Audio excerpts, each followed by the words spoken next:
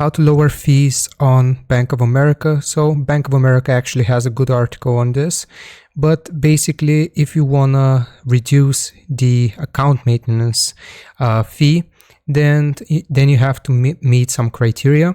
So if you go to the main website of Bank of America, you have to choose the type of account that you have. So for example, I'm going to do checking and then Bank of America Advantage Banking.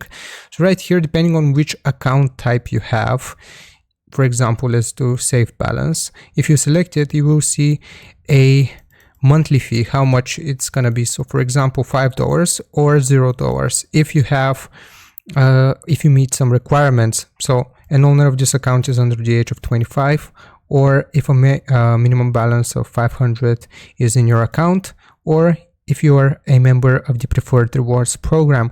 So basically you have to select the account type that you have. And if you want to reduce the maintenance fees, then you just go through these links right here. Like I said, Bank of America, then you select the account type and you can see how you can avoid fees. So yeah, it's different for the different account types. So I hope this helps. Don't forget to like and sub, and I'll see you next time.